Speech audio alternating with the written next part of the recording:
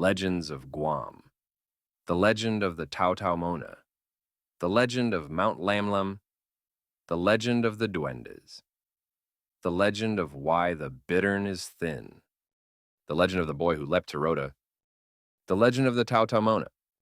The Taotaomona are the ghosts of the ancient people of Guam. The Taotaomona may take the form of a person who is very big and strong.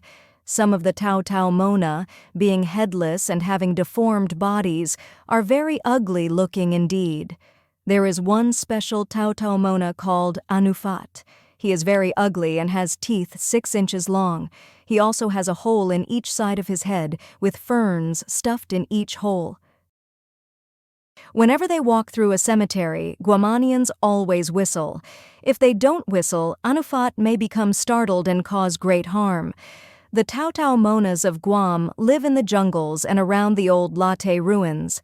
If you go into the jungle and disturb the Taotaomonas, they may pinch you, leaving red marks on your body, or they may cause you to become sick.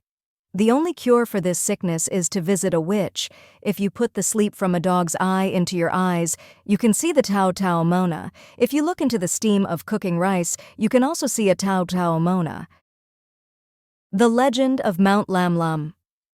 There was once a great chieftain named Lam Lam who lived in a huge cave on Guam.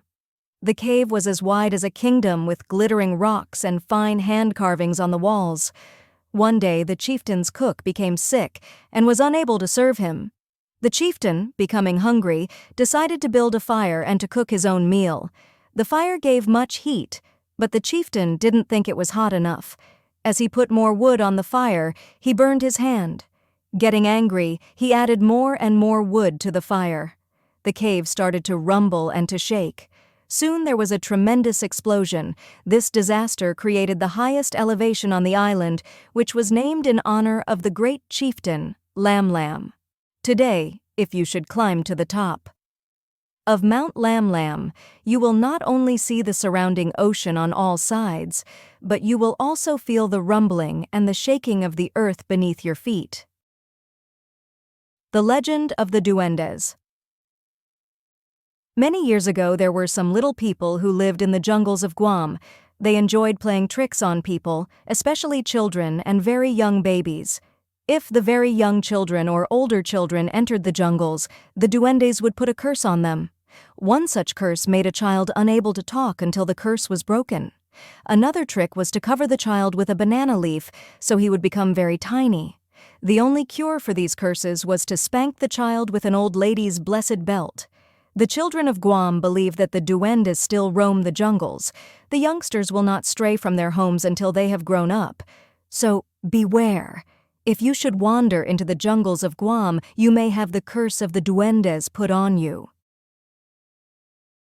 The legend of why the Bittern is thin. About 60 million years ago, 2 volcanoes erupted, and the ocean floor rose to form the island, which is called Guam by its inhabitants. During this vast expanse of time, beautiful palms and dense jungles covered the rich volcanic soil. It was here that 2 blessed birds, the bittern and the starling, met in the jungle and became very good friends. One day the birds decided to fast on the blessed holiday of Good Friday. They were to go all day without a single morsel of food. The starling, bound by the agreement, didn't eat a single bite of food all that day. The bittern, however, couldn't go all day without something to eat. When he thought no one was looking, he devoured a very thin lizard that was lazily strolling in the jungle. When the bittern ate that lizard, he was condemned to be thin for the rest of his life, no matter how much he would eat. Should you journey through the jungle or wander along the lovely shores of Guam, you will discover that the bitterns are still under the spell and will remain so until the end of time. The legend of the boy who leaped to Rota. There was a time when strength and power were the measure of a man on Guam. Masala was such a man, strong, powerful, and able to defeat any man who lived on the island. When his wife bore him a son, Masala was so full of joy and pride that he showed the baby to everyone he knew. As the boy grew older, he became more and more like his father, strong, powerful, and able to beat any boy in the village. But worst of all, he was getting more attention than his father. Masala noted this and became more envious of his son every day. One day, at the tender age of 2, Masala's son caught a coconut crab and spent many hours playing with it. He thoroughly enjoyed playing with the crab, but he became so engrossed in the activity that he didn't notice when the crab disappeared into a hole near a coconut tree. When the child noticed the crab was gone, he reached down into the hole to try to get his pet. He couldn't capture his pet. He then pulled the coconut tree near the hole completely out of the ground. Masala saw all this, and his envy came to a boil. Before he realized what he was doing, he was running and was yelling with all his hatred and fury, chasing after his son to annihilate the boy who was his arch enemy. The boy was shocked at the change in his father's behavior. The youngster had been so used to being the proud son of his proud father. Little had he known that his father was going to turn into his greatest enemy. The son sprang up and ran as fast as his little legs could carry him to the northern tip of the island. He took one great leap off the cliff and landed on Rota, 40 miles away from Guam.